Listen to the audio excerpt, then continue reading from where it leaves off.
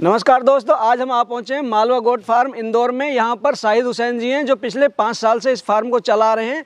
पहले इन्होंने CIRG से ट्रेनिंग ली, उसके बाद इन्होंने मात्र 20 बकरी से अपना ये फार्म शुरू किया था।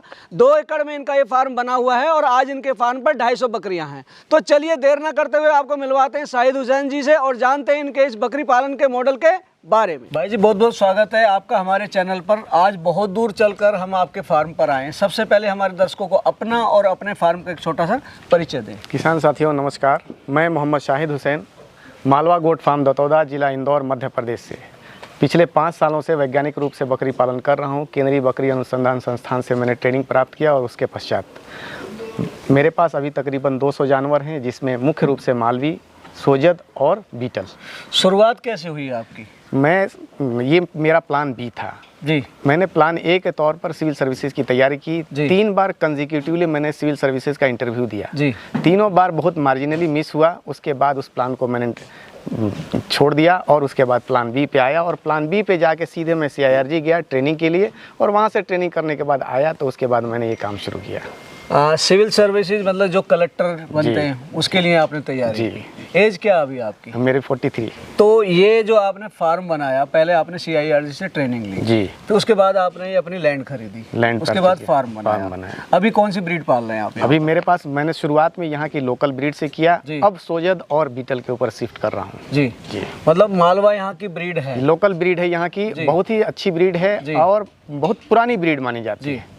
फार्म देखेंगे चलते चलते बात बिल्कुल करेंगे। तो जो मालवा ब्रीड आपने बताई है जी, क्या विशेषताएं है इस ब्रीड की? इसकी विशेषता ये है कि आमतौर से देखा जाता है कि ये ब्रीड ऐसी है जो कि मीट और मिल्क दोनों पर्पस में यूज करते हैं। डुअल पर्पस है इसका जी। और इसमें मिल्क इतना है कि बच्चों की मिल्क की कमी नहीं होती बच्चों के अंदर। अच्छा। और मीट की क्वालिटी भी जिस तरह से ब्लैक बंगाल की सबसे बेस्ट क्वालिटी मानी जाती है, कमोबेश उसी रेंज के मीट की क्वालिटी इसकी होती है। मिडिल साइज की बकरी है, जैसे बर्बरी होती है, मीडियम साइज की। जी जी। अच्छा, अभी अपने फार्म पर कितनी बकरियां टोटल? 200 प्लस है। 200 प्लस है। मैं देख रहा हूँ सेक्शन आपने शेड बनाए हुए हैं आमने सामने। बिल्कुल, दोनों तरफ को आपने सेक्शन दिए हुए हैं। 1 2 कितने सेक्शन है? इसमें 5 सेक्शन है, इसमें भी 5 सेक्शन है। 5 सेक्शन बनाए हुए हैं। एज वाइज बनाए हुए हैं। ये मेल सेक्शन है एक तरफ पूरा का पूरा और एक तरफ पूरा का पूरा फीमेल सेक्शन जी जी। अच्छा, आपने एक में मेल रखे हुए हैं। ये इस तरफ फीमेल है जी और ये इधर मेल सब मेल हैं। जैसे किड्स हुए वो अलग रखे हैं आपने, बच्चे एज वाइज आप रखते हैं उनको। एज वाइज मतलब आपने उनको 5 पार्ट में बांट दिया है जी। ठीक है कि कैसे कैसे रखते, थोड़ा सा बताइए। एज वाइज रखते हैं कि जैसे 2 महीने 1.5 महीने के बच्चे हैं, 3 महीने तक के, तो बच्चों को उसको फिर उसके बाद फीमेल और मेल्स को आइसोलेट करते हैं। मेल्स को इस तरफ ले आए, फीमेल को उस तरफ ले गए। इसी तरह से फिर ये थोड़ा उससे बड़े हुए तो उनको फिर ये सबसे छोटे बच्चे हैं जी, उसके बाद ये हैं और उससे भी छोटे वो हैं उस तरफ अभी। अच्छा, जो आपने ये अपना फार्म कवर किया हुआ है, जो शेड है, क्या साइज है शेड का? इसका एक तरफ है 80 बाई 60 जी और एक तरफ है 60 बाई 60। अच्छा, 2 साइज के बनाए हुए हैं आपने। और एक्सटेंशन 60 बाई 60 ही मैंने बनाया था, जिसमें 20 बाई 60 मैंने कवर्ड एरिया था और 40 बाई 60 ओपन एरिया था। हाँ। लेकिन जैसे ही किड्स मेरे पास आए तो ओपन एरिया मेरे इस तरह से था तो उनके लिए कवर्ड एरिया की जरूरत थी, बिल्कुल रूम की। तो फिर वो 10 बाई 20 का एक रूम मैंने बनाया किड्स के लिए सिर्फ। अच्छा, नर्सरी आपने अलग बना दी? अलग, बिल्कुल किड्स का सेक्शन बिल्कुल अलग है, वो टेम्परेचर को मेंटेन करने के लिए। बिल्कुल 2 एकड़ जमीन है, उसमें बाकी में ग्रीन फॉडर उगाते हैं। क्या क्या उगाते हैं? मैं उसमें sorghum उगाता हूँ, चरी, और सीजन में ये रजका। अच्छा जी। अच्छा, ड्राई पाउडर में क्या दे रहे हैं? ड्राई पाउडर में मैं मूंगफली का भूसा भी देता हूँ। जब सीजन आता है तो मैं मसूर का भूसा, और मसूर का सीजन जैसे मूंगफली का सीजन आता है तो मूंगफली का। कहाँ से अरेंज करते हैं? ये लोकली अवेलेबल होता है हमारे यहाँ से। ये भोपाल के पास में सागर, सीहोर, इस इलाके में ये मसूर का भूसा, दलहन का भूसा होता है। दलहनी भूसा होता है जी जी जी जी जी जी। दोनों दलहनी भूसा है, दोनों दलहनी भूसा ही दिया जाता है इसमें। अच्छा, तो शुरुआत में आपने दोनों सेक्शन शुरू में ही बनाए थे? बिल्कुल, शुरू में ये बिगिनिंग ही है। 5 साल पहले जो शुरुआत की थी, अभी उसके अंदर कोई एक्सटेंशन मैंने काम नहीं किया जी। और शुरुआत कितने गोट से की थी आपने? मैंने 20 जानवर से शुरू किया। 20 से? सिर्फ 20 जानवर से। साल भर तक उन 20 जानवरों में ही मैंने प्रैक्टिस किया और उन बकरियों ने ही, जैसा कि CIRG में मुझे बताया गया था कि यहाँ पर आप ट्रेनिंग चाहे 1 महीने की ले या 20 दिन की या 7 दिन की, आपको ट्रेनिंग से सिर्फ यही पता चलेगा कि आपको क्या नहीं करना है। अच्छा, क्या करना है ये आप जब बकरी लेके आएंगे बकरी बताएगी। मतलब सीख सीख के करोगे जी, क्या करना जी, है। जी, वो उन्होंने सिर्फ ये बता दिया हमको कि क्या नहीं करना है। तो 20 बकरी से आज आप 200 प्लस गोट पाल रहे हैं जी, और खरीदी या उन्हीं से वंश बढ़ाया? उनसे भी बढ़ाया और कुछ हमने ऐसे खरीद के भी बढ़ाया। अब जैसे हम मालवी नस्ल से हमने शुरू किया था, लेकिन अब कुछ बीटल को इंट्रोड्यूस किया जी, एक्सपेरिमेंट के बेसिस पे। दूसरे के एक्सपीरियंस को हम थोड़ा उसमें ये करते हैं कि कहीं उनके मैनेजमेंट पे किस लेवल का है कि हम देखें कि हम अपने यहाँ पर कि हमारे एनवायरनमेंट में किसका प्रोडक्टिविटी या प्रोडक्शन ज़्यादा है। हाँ। तो हम एक्सपेरिमेंट के बेसिस पे हमने बीटल को भी रखा, सिरोही को भी रखा और सोजत को भी रखा। जी जी, पर बहुत अच्छी बात तो ये की आपने कि आपने अपनी जो यहाँ की नेटिव ब्रीड है जी, मालवा, उससे शुरुआत की। बिल्कुल उसी से क्योंकि किया। बकरी इस माहौल में ढली हुई है पहले से ही। अक्सर लोग गलती क्या कर बैठते हैं, अपने यहाँ की ब्रीड ना चुनकर दूसरी जगह की चुनते हैं और वो ट्रांसपोर्टेशन में एक बहुत बड़ी प्रॉब्लम आती है बकरी में। बिल्कुल आती है। पर आपको वो सब आपने नहीं कोई समस्या नहीं आई मेरे को कोई समस्या नहीं। साल भर, 1.5 साल तक, 2 साल तक मैंने मालवी पे ही काम किया। अभी भी वो मेरे पास जो मेरा ओरिजिनल लॉट है वो है, मैंने हटाया नहीं उसको। जी जी। और उसके बाद धीरे धीरे मैं दूसरे ब्रीड को इंट्रोड्यूस कर रहा हूँ। अब क्या है कि किसी भी तरह के एक्सपीरियंस के बेसिस पे किसी भी तरह के जानवर को लाके अब इतनी कैपेबिलिटी डेवलप हो गई है कि आप किसी भी ब्रीड को लाके आप अपने यहाँ सेट कर सकते हैं। मतलब किसी भी ब्रीड को लाके उसको सरवाइव करा सकते हैं। सेट कर सकते हैं। अच्छा, मालवा में कौन कौन से कलर आते हैं? उसमें वाइट भी आता है, पैचेस भी आते हैं, ब्राउन भी आता है, ब्लैक भी आता है, मल्टी कलर आते हैं। मतलब सोजत वाला कलर भी है, बीटल वाला कलर भी है, बिल्कुल, और सिरोही वाला कलर भी है, बर्बरी वाला कलर भी है, सभी के मिले जुले कलर होते हैं इस ब्रीड में। बिल्कुल। जी जी जी। अच्छा, खाने में कैसी है ये बकरी और किडिंग में कैसी है? किडिंग में तो आप ये कहें कि जिस तरह से ब्लैक बंगाल की बकरियां हैं कि ठीक उनमें समस्या सिर्फ दूध की है, नहीं तो किडिंग के हिसाब से तो सबसे बेस्ट बकरी मानी जाती है। जी। उसी के इक्विवेलेंट मान सकते हैं इसको। 2 बकरियां कम से कम 2 बच्चे तो देती ही है। किडिंग रेट कम से कम 2 का होता है इसका एवरेज। अच्छा, अभी जो फार्म पर आपके हेल्पर कितने रखे हुए हैं? मैंने 3 आदमी रखे हुए हैं और मैं सुबह जब आता हूं तो मैं भी एज ए वर्कर ही काम करता हूं। जी, हमने देखा आप भी लगे हुए थे जब हम पहुंचे और सारे लोग, साफ सफाई चल रही थी उस समय और हमें आए हुए 1-1.5 घंटा हो गया। अभी तक सफाई वगैरह निपटी, उसके बाद में हम फिर शूट कर रहे हैं आपका। जी जी। मैं देख रहा हूँ आपने ये बड़े यूनिक तरीके से अपने शेड बनाए हैं। क्या लगाया इसमें बनाने के लिए आपने? मैंने तो देखिए, जैसे CIRG में मैंने देखा कि 20 बाई 60 का उनका शेड बना हुआ था। हाँ। जो कि ओपन एरिया था, कंस्ट्रक्शन एरिया था। जी जी। और बाकी 40 बाई 60 ओपन एरिया था। हाँ। ये तो जब मैंने आके वैसे ही बनाया। हाँ। बनाने के बाद हुआ कि सर्दी और गर्मी तो निकल गई जी। अब बारिश जब आई तो मैं फीडर को कहाँ ले जाऊं? हाँ। जानवरों को फीडर को लेके जाना पड़ा। उठा के तो आप नहीं रख सकते। अंदर ले जाएं तो फिर जानवरों को समस्या आने शुरू हुई। तो फिर हमने अपने, ये मेरा एक इनोवेटिव आइडिया आया मेरे जहन में कि हमको ये फीडर को अंदर नहीं ले जाना है। हाँ। और अंदर नहीं ले जाने के लिए हमने ये किया, बरांडा बना दिया, हमने उसको एक्सटेंड किया 12 फीट। बिल्कुल कि ये फीडर अब बरसात में जी यहीं पर रहता है और एक बार सुबह अगर बकरी बाहर निकल गई बाड़े से जी तो उसके बाद वो बाड़े में शाम को ही जाएगी अंदर। कम से कम 6-12 घंटे का ग्रेस पीरियड उसको दिया जाता है कि जो भी थोड़ा बहुत कमी बेसी हो, नमी हो तो वो सूख जाए। मतलब अभी जैसे सर्दी शुरुआत हो गई है जी, आपने धूप में रखी हुई है ताकि बकरियां खाएं भी और धूप भी सेके। बरसात और गर्मी में आप फीडर को यहाँ रख देते हैं। बिल्कुल अंदर रख देते हैं, ठीक है ना, ताकि ना गर्मी लगे उसको और ना बारिश में चारा खराब हो। और फीडर मान लिया किसी वक्त कोई नहीं है, कोई लंच कर रहा और बारिश आ गई तो आपको परेशान होने की जरूरत नहीं है। बकरियां आराम से बरांडे में आ जाएंगी और खाती रहेंगी। थोड़ा सा अंदर से देखना चाहेंगे अंदर किस तरह से बनाया आप आइए। ये भी सफाई चल रही है अंदर की। अच्छा, ये आपने नीचे पक्का रखा हुआ? कच्चा नहीं, कच्चा है, बिल्कुल मिट्टी है ना, बिल्कुल कच्चा है। अच्छा, ये जो रात भर की मिंगनियां इकट्ठी होकर उठ जाएंगी, बिल्कुल सफाई हो जाएगी। आपने ये बनाया भी टेपर में बनाया हुआ है ना, जैसे झोपड़ी नुमा कि पानी ऊपर पड़ेगा तो वो साइडों में आराम से चला जाएगा। और बीच की ऊंचाई कितनी? 11 फीट है।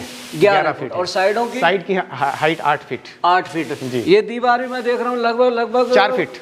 4 फीट की हाइट है, 4 फीट की जाली और 6 इंच सिर्फ ऊपर है वो शेड मेरा जी। 8.5 फुट है साइड की हाइट है और 11 फुट है। और यहाँ भी सेक्शन आपके इसी तरह, जिस तरह से बाहर सेक्शन है वैसी तरह से अंदर के सेक्शन है जी। अच्छा, यहाँ पे आपने ये पिलर दे दिए बीच में जी और ये जालियां लगा दी। जाली मतलब पक्की कंस्ट्रक्शन की है आपने इसकी। और एक बात और देखने वाली है, उधर की दीवार भी पूरी है और इधर वाली दीवार भी पूरी है जी। अक्सर बकरी पालक गलतियां कर बैठते हैं कि वो दीवार भी उसी साइड करते हैं जिससे हवा आती है, जबकि पूरब और पश्चिम की, जो पूरब और पश्चिम की दीवार पैक होनी चाहिए जी, और उत्तर और दक्षिण के तरफ हवा का आदान प्रदान होता है जी। सन की डायरेक्शन मूवमेंट की और हवा की डायरेक्शन दोनों इनवर्सली होती है। हाँ जी, हाँ कि सन का मूवमेंट नॉर्थ टू साउथ और हवा का मूवमेंट ईस्ट टू वेस्ट। बिल्कुल बिल्कुल। ये बीटल की बकरी लग रही है। बीटल बकरी है मेरी। हाँ, क्योंकि ये बताया आपने बीटल भी रखी हुई है। गाभिन बकरी है ये, इसी से शुरुआत। चलिए आगे चलते हैं। ये फीडर जो आपने बनाए हैं जी, चौड़ाई कितनी है इनकी और ऊंचाई कितनी है फीडर की? ये अलग अलग हाइट के हैं, जैसे छोटे बच्चों के लिए हाइट अलग हो जाती है। इसकी जो गहराई है वो 6 इंच है। हाँ हाँ। गहराई 6 इंच है और चौड़ाई 2 फीट है। और ऊपर आपने ये इसलिए डाला कि पत्तियां वगैरह पत्ती हरा चारा डाल दिया इसमें से। आप ये आराम से खा लेंगे। क्या है कि बकरी ब्राउजिंग एनिमल है, वो ऊपर की तरफ ऐसे करके खाने में मजा आता है उसको, नीचे की तरफ वो शीप की तरह नहीं खाती। जमीन में अगर आप हरा चारा भी दे देना तो खाएगी नहीं वो, तो इसलिए उसको ब्राउजिंग इफेक्ट देने के लिए हमने ये बनाया। आपने अंदर 20 फुट कवर किया हुआ है, 10 फुट का 12 फुट का आपने बरामदा लिया। ओपन कितना रखा हुआ? ओपन ये 40 बाई 60 40 फीट है ऐसे। अच्छा 40 जी, मतलब जितना आपने कवर किया उससे डबल आपने ओपन रखा हुआ है जी। वैसे एक अमूमन बकरी के लिए कितने स्क्वायर फुट की जरूरत होती है ओपन के लिए और कितनी जरूरत होती है कवर के लिए? डिपेंड करता है कि बकरी की साइज और स्टेज कौन सा है। जैसे प्रेग्नेंट गोट्स के लिए आपका साइज बढ़ जाएगा, स्पेस बढ़ जाएगा, उसको हम आइसोलेट करके रखते हैं दूसरे बाड़े में। जैसे एडवांस स्टेज में बकरियां जाती हैं तो ड्राई गोट है तो आप एक साथ 8 स्क्वायर फीट 9 स्क्वायर फीट में एक बकरी को रख सकते हैं। 10 स्क्वायर फीट आप एवरेज मानिए। प्रेग्नेंट गोट अगर है एडवांस स्टेज में है तो उसको 18 से 20 स्क्वायर फीट जगह चाहिए। हमने उनके लिए अलग से अरेंजमेंट किया है कि आप मेरे यहाँ जितनी बकरियां होंगी जगह होगा उन सबके गर्दन में हमने, आप इसमें आए देखें कि इनके गर्दन में हमने एक रस्सी बांध रखी है और एक कड़ा लगा रखा है। अच्छा, फीडर में भी हमने देखिए इस तरह का कड़ा लगा रखा है। अच्छा, इसमें लाके हमने इसको फिक्स कर दिया। इसको हमने इसको फिक्स कर दिया। ये मतलब ये अपनी जगह अब इस जगह पे, इस स्पेसिफिक जगह पे ही ये खाएंगे, दूसरे के खाने को नहीं, क्योंकि बकरियों में आदत होती है अपना छोड़ के दूसरे। अब वो जो थोड़ी बड़ी छोटी है ना तो वो छोटे को खाना नहीं मिलता है जी, तो उसमें तो क्या न्यूट्रिशन बराबर उसको नहीं मिलता, एक को ज्यादा मिल गया है। तो ये इंश्योर करने के लिए ये सब बराबर खाएं। मैंने इस तरह से बहुत अच्छा आपने अपना खोज की हुई है इस चीज की, जो आपने सब जगह मैंने जो ज्यादातर जो परेशान करने वाली है एक उसमें आपने 6 बकरी का बना रखा है, वो अपने हिस्से का ही खाएगी, उनके हिस्से का नहीं खा पाएगी। बिल्कुल बैलेंस बना रहेगा। जी जी, बड़ा अच्छा कॉन्सेप्ट है आपका ये, क्योंकि कर करके ही सीखता है। आपने भी ये देखा होगा समस्या का आपने समाधान खोज लिया। खुद ही हमने किया। फार्मर इस समस्या का समाधान नहीं खोज पाते। चलिए आगे बढ़ते हैं। आगे मैं देख रहा हूँ आपने जो पानी का सिस्टम किया हुआ है, मैं देख रहा हूँ यहाँ से वहाँ तक बाल्टियाँ रखी हुई हैं आपने, ताजा पानी अभी आपने रखा सबको, और बाल्टियाँ खाली हो चुकी हैं, आप पानी पी चुके हैं। पानी सब पी के और जाके जानवर देखिए आराम से बैठे हुए हैं जी। अब दोबारा इनको थोड़ा थोड़ा पानी डाल के इनको साफ करके वापस से दोबारा रिफिलिंग होगी जी जी। ये सब बाल्टियों में, मतलब फीडर की ये पानी के बर्तन की सफाई दो बार होती है जी, 2 बार होती है। मैं देख रहा हूँ अच्छी तरह साफ सुथरा है, कहीं मक्खी नजर नहीं आ रही फार्म पे। हम हमेशा ब्लीचिंग पाउडर का छिड़काव चारों तरफ करते हैं। उसके 2 वजह हैं। एक तो कि उसके पंजेंट स्मेल से हमारे यहाँ रेप्टाइल्स जो सांप और दूसरे बिच्छू इस तरह के जानवर नहीं आते जी, और दूसरा उसके स्मेल से मक्खियाँ भी नहीं आती। बिल्कुल बिल्कुल। प्लस चूने का छिड़काव हम रूटीन में करते हैं हर 15 रोज जी जी। अपने बाड़े में हर जगह पूरे बाड़े में छिड़काव करते हैं। अच्छा, और बच्चों का सेक्शन ये आपने साइड में बनाया हुआ है जी। तो उधर आपकी बकरियों की सारी कैटेगरी आ गई, जो पठियां आ गई हैं, जो गाभिन है वो आ गई हैं, या जो मिल्किंग हो रही है जिनकी वो आ रही हैं, ठीक है ना जी जी। और इधर आपकी ये नर्सरी आ गई है जी। अभी कितने बच्चे हैं यहाँ पर? ये अभी इसी किडिंग सीजन के बच्चे हैं ये, और ये तकरीबन 25 दिन से 35 दिन 38 दिन के बच्चे हैं ये। मतलब 38 दिन से बकरियां ब्याना शुरू हो गई आपकी, और बच्चे यहाँ पे हैं। ये बच्चे हैं। इनका आपने देखो नीचे है ट्रे, इनकी हाइट देखिए सिर्फ 1 फुट हाइट, 1 फुट रखी हुई है कि बच्चा आराम से खा पाए जी। और बीच में बच्चा चढ़े ना, वो बनाया हुआ आपने, लेकिन एक शैतान चढ़ गया फिर भी वहाँ पे। वो अब बच्चे को इनकी आदत में रहता है ये कुछ तो जी जी। और अंदर आपने नर्सरी बना रखी है। ये इसमें क्या है आपका? इसके अंदर मेरा ये ड्राई फॉडर है जी। खोल के दिखा सकते हैं? बिल्कुल, आइए। चलिए दिखाइए। अभी आपने कौन कौन सा चारा रखा हुआ है? मेरे पास अभी इसमें मसूर का चारा है। अच्छा, मसूर है। मसूर यहाँ से आपका मिल जाता है, इजीली अवेलेबल हो जाता है सीजन के अंदर। तो क्या रेट में मिल जाता है ये मसूर का? सीजन जब होता है तो 6 रुपए किलो। अच्छा 6 रुपए 6 रुपए किलो। वैसे आजकल तो गेहूं का भी 10-12 रुपए के आसपास चल रहा है। सीजन में तो दलहन का है, सीजन में हम इसको भरते हैं जी, और जब ये खत्म होगा तो हम मूंगफली का मंगाएंगे। तो कितना आ जाता है इसमें? इसमें 400 कुंटल 400 कुंटल आ जाता 400 कुंटल सीजन में भरते हैं। और कितने दिन चल जाता है वो? अब बकरी की कैपेसिटी के ऊपर 200 बकरियां हैं तो इसमें 6 महीने चलते हैं, 6 से साढ़े 6 एक समय में आपने मसूर का भर लिया और अगले सीजन में मूंगफली भर लेते हैं आप। जी जी, मतलब वो एक कमी महसूस पड़ते नहीं है, नहीं, सरप्लस में रह जाता है। जी जी, ये अब मसूर का मूंगफली का भूसा आना शुरू हो गया है। जी जी। अच्छा, थोड़ा कमर्शियल पे आते हैं अब। एक तो जब से आपने शुरू किया, देखो नए फार्मर को हमेशा कोई ना कोई परेशानी आती है, आपने कोई परेशानी झेली? परेशानियां आती हैं लेकिन आदमी उसी परेशानी से अपना रास्ता निकालता है जी, और हमने उसी परेशानियों में रहते हुए अपना रास्ता निकाला। हम किसी और से पूछने के लिए नहीं गए, जहाँ भी बताया तो कोई आदमी इस तरह से नहीं हमको कन्विंस किया कि इस समस्या अगर ऐसी आएगी। हमने अपने से अपना रास्ता बनाया जी। हर तरह की समस्या आई और उस रास्ते को हमने उसको फेस किया और उसको आगे ले आए। कभी ऐसा हुआ हो कि इकट्ठी के कुछ बकरियां बीमार हुई हो? हुई, शुरू में ही हुई थी। मैं जब टीकाकरण नहीं किया, शुरू में ही लेके आया, पहली बार में ही तकरीबन 15-20 बकरियां जब शुरू में ही थी। अच्छा। 20 की 20 बकरियां पीपीआर में आ गई। अच्छा। उनको सबको हमने ट्रीटमेंट किया। 2 बकरी सिर्फ हमारे हाथ से गई, बाकी सब बकरियों को ठीक कर लिया हमने जी। तो कहीं ना कहीं शुरू करने में ये परेशानी आती है, आती है, लेकिन हमको बहुत ही थोड़ा सा साइंटिफिक वैज्ञानिक रूप से हम उसको करें और हर चीज के बारे में थोड़ा सा खोजी जहन हो कि इसको अगर इस तरह से होगा, इस तरह से हुआ तो हमने ऐसा किया, अगर इस तरह से होगा तो क्या करेंगे। पहले से आपके पास कुछ है इस तरह का जहन में चलता रहे। अभी क्या इंतजाम करके रखते हैं ताकि कोई परेशानी ना हो? हमारे पास पूरा का सेटअप है कि अगर हम फार्म पे हैं तो किसी भी परिस्थिति से निपटने के लिए तैयार है जी। क्या इंतजाम किया? हर तरह की दवाइयाँ मेरे पास है, इवन आईवी भी मेरे पास है यहाँ पर, और सारी तरह की मेडिसिन हमारे पास अवेलेबल है। तो आपने ट्रेनिंग के दौरान सीखा था? ट्रेनिंग के दौरान भी सीखा, उसके बाद कुछ जगह कुछ फार्म्स पे भी जाके सीखा, उसके बाद कुछ वेटनरी डॉक्टर्स के संपर्क में रहे, उसके बाद सीखा, और उसके बाद कुछ एक्सपीरियंस होता गया। कुछ हमने नेट से, यूट्यूब से कुछ इन चीज़ों को, इनके बारे में कि ये दवाइयाँ किन किन पर्पस में यूज होती हैं, एंटीबायोटिक्स का क्या रोल होता है, क्यों दिया जाता है और उसके साथ क्या दिया जाता है, क्यों दिया जाता है, मतलब वाई वाट मैं शुरू से मेरा रहा। और थोड़ा सा तैयारी के क्रम में हम लोग उस फील्ड में रहे तो एजुकेशन का जो बेनिफिट मुझको इसका मिला जी। आप एक अच्छी तरह से, आज आपका फार्म एक वेल ऑर्गेनाइज्ड फार्म है, ठीक है, और आत्मविश्वास आपके चेहरे पर झलक रहा है, मैं देख रहा हूँ, ठीक है। फार्मर जो हमारे या किसान भाई या कोई करना चाहता है, देखो आपके पास ज्ञान है, बांटेंगे तो बढ़ेगा, उनकी किस तरह से मदद करेंगे आप? हम देखिए, हमने शुरुआत की थी 5 साल, हमने चैनल नहीं बनाया किसी तरह का, हम सीखे, अपने से ही जूझा और उसके बाद उन समस्याओं का निदान निकाला।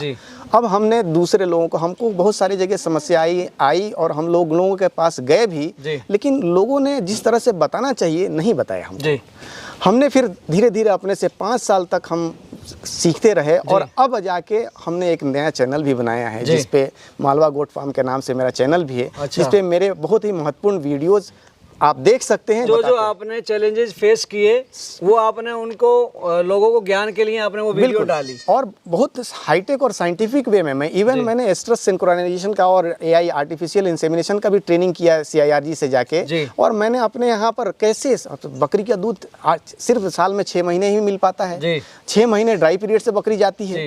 एक किसान के लिए बहुत बड़ी समस्या है कि 6 महीने वो पालता है बिना आउटपुट के, तो साल भर दूध कैसे मिले, उसके लिए हम एस्ट्रस इंडक्शन के लिए गए हम CIRG में कि भाई हम अपनी सुविधा से बकरी को कैसे हीट में लाएंगे, और हम लेके आए वहाँ से स्पॉन्ज डेवलप किया है CIRG ने। हम स्पॉन्ज ले आए, अपने यहाँ 20 बकरियों के ऊपर इम्प्लीमेंट किया, 20 में से 15 बकरियाँ हीट में आ गई। हमने नेचुरल मेटिंग से, मेरे पास 6 ब्रीडर हैं, नेचुरल मेटिंग से उनको कराया, सब कंसीव भी कर गई, सबके बच्चे बराबर हुए।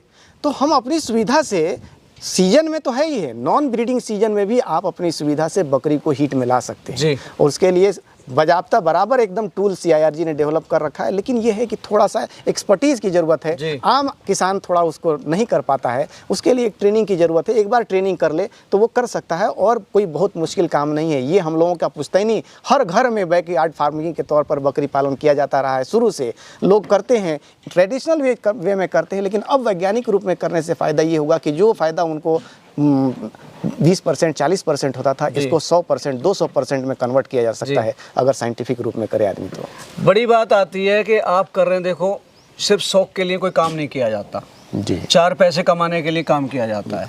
आपको 5 साल करते हुए हो गए, 20 बकरी से आपने शुरुआत की, आज आपके पास 200 से 250 बकरियां हैं जी। ठीक है, आज आप अपने आप को कहाँ पाते हैं और प्रॉफिट वाइज ये काम कैसा है? देखिए, मैं एग्जैगरेट करके तो नहीं बताऊंगा, शुरू के 2 से 2.5 साल मुझे इनपुट ही लगाने पड़े जी। उस टाइम कोई इनपुट मतलब आउटपुट नहीं आया, लेकिन 2.5 साल के बाद मैं पॉजिटिव मोड में आ गया था। और उसके बाद से अब क्या है कि बकरीद के बकरे मेरे जब तैयार होते हैं तो मेरे यहाँ इस तरह का सेटअप है कि सब आदमी की बुकिंग यहीं हो जाती है बकरों की। 40 से 50 बकरे मेरे यहाँ हर साल बुक होते हैं जी। और वो मेरे अपने फार्म के ही होते हैं जी। बकरों से ही मेरा सरप्लस आ जाता है जी। बाकी जो बकरियों के बच्चे जो मैं सेल करता हूँ उनसे मेरा ये सरप्लस आता है और बकरीद के बकरों से भी सरप्लस आता है जी। दर्शकों, इन्होंने एक बहुत अच्छी बात की कि अगर गोट फार्मिंग करनी है तो 2 से 3 साल जिनमें सब्र हो वो करें, क्योंकि आपका तब तक लगता है, तब तक आप लेवल में आते हैं, उसके बाद में कमाना शुरू करता है। अगर आपके पास सब्र नहीं है तो बकरी पालन में आप ना जाएं, आप मुर्गी पालन कर सकते हैं। ये थे हमारे साथ में शाहिद हुसैन जी, जिन्होंने अपने बकरी फार्म के बारे में इतनी अच्छी बातें बताई और इन्होंने अपना सारा फार्म विजिट कराया। मैं आशा करता हूं आपको इनके द्वारा दी गई जानकारी कुछ मदद देके जाएगी। चैनल को सब्सक्राइब जरूर करें। मिलेंगे जल्दी एक नई और इन्फॉर्मेटिव वीडियो में, तब तक के लिए जय जवान जय किसान।